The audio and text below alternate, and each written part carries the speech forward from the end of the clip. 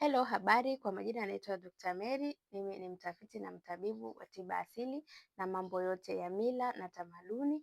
Lakini pia mpendwa mtazamaji, mimi pia natoa ushauri wa mambo mbalimbali ya kiroho pamoja na tiba.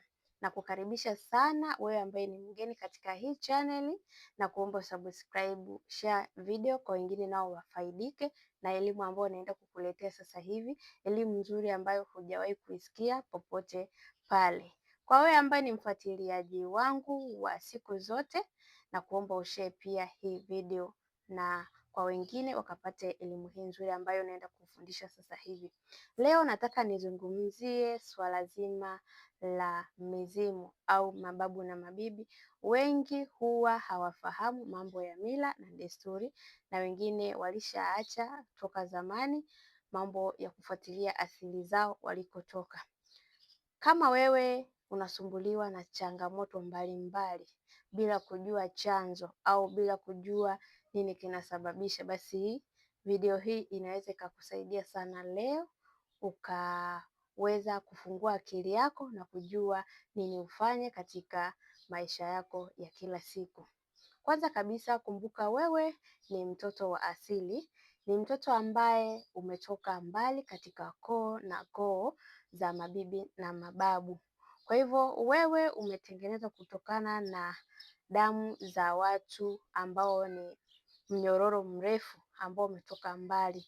Kwa hivyo wewe kama ulivyo sasa hivi unajiona unatembea, unafanya shughuli zako kwa ajili ya nguvu ambayo watu walitoa sadaka, watu ambao walimwaga damu zao huko kwa sababu ya kwako wewe kutokea katika huu ulimwengu.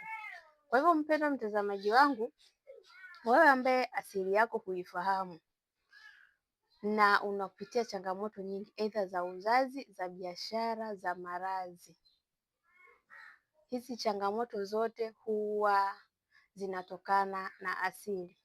Aidha wewe unaota wazee, unaota bibi na babu, unaweza ukawa unaoteshwa ndoto, lakini ndoto zenyewe unakuwa hauzifuatilii sana. Unajua kabisa umeota ndoto hii na hii ambayo inakupa mwongozo mzuri, lakini wewe hufuatilii. Lakini bado utaenda kutafuta dawa kwa mtu kutatua changamoto ya mvuto, kutatua changamoto ya mahusiano, upendwe, usikilizwe, na pia unaenda kutafuta dawa za biashara, wakati jicho lako la kiroho umeliacha, umelifunga. Kwanza kabisa lazima urudi kwenye asili yako. Rudi kwenye asili yako ili ukaichimbue asili yako, ujue taratibu, ujue kabisa huko katika asili yako, utoe sadaka kwanza. Alafu kisha maliza kutoa sadaka katika asili yako, ndipo utarudi katika shughuli hizi za kawaida zingine za biashara, mahusiano, sijui unataka chochote unachokitaka, utaweza kukifanya kwa urahisi na kwa wepesi. Hata ukija katika kilinge changu au katika ofisi yangu, nitaweza kukutibia kwa urahisi sana, kwa sababu tayari vifungo vya mizimu ya kwenu tayari vimesha kuachia. Kwa hivyo unakuta mtu ana vifungo vya mizimu michafu, lakini kila analolifanya haliendi. Ni kwa sababu hajaenda kutoa sadaka, hajaenda kutoa shukurani, hajawakumbuka mabibi na mababu kwa muda mrefu. Kwa hiyo wanakuwa wana ile kumbukumbu ya kuwaza kwamba kwa nini wewe hutukumbuki, hutuombei. Hata kanisani mtu hatoi hata misa ya kumwombea ndugu yake. Kwa hivyo kumbuka kwamba wale ambao hawako katika ulimwengu huu, katika hii dunia ya macho ya nyama, lakini bado tunao katika macho, katika maisha ya kiroho. Kwa hivyo huyo mtu unaosema kwamba amekufa miaka kadhaa iliyopita na ukamsahau, ukamtelekeza, humkumbuki tena, hata ile picha yake kuiweka chumbani kwako unaiogopa, unaona kama atakurudia, sijui atakufanya nini.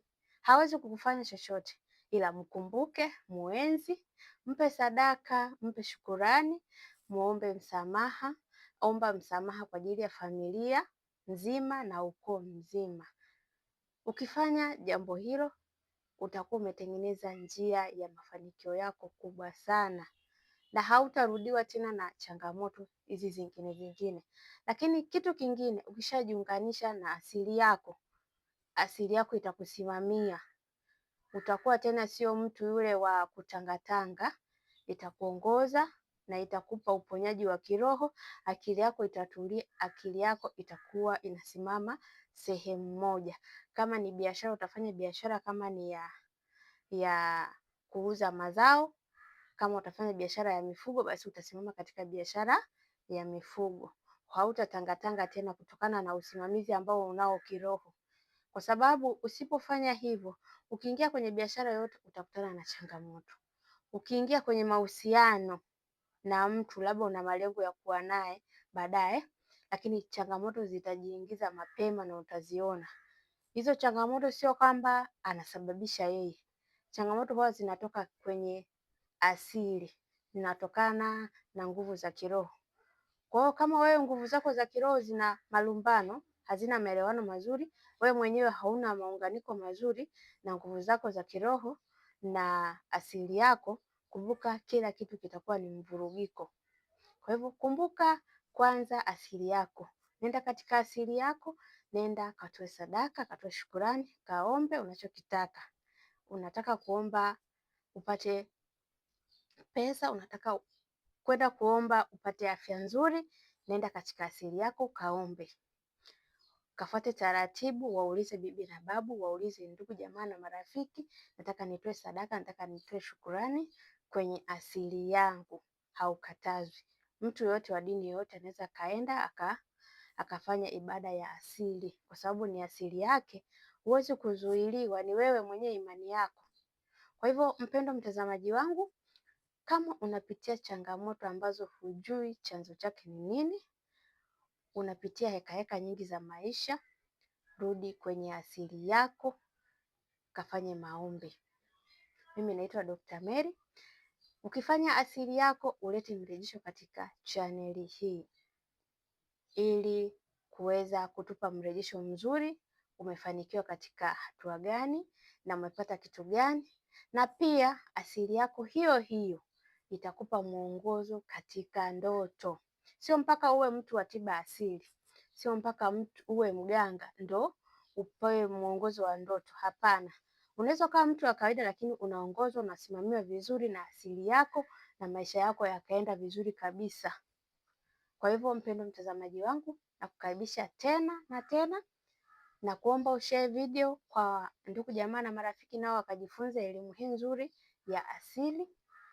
Lakini pia tunakukaribisha kwa changamoto yoyote, ushauri, tiba. Tunazo tiba mbalimbali.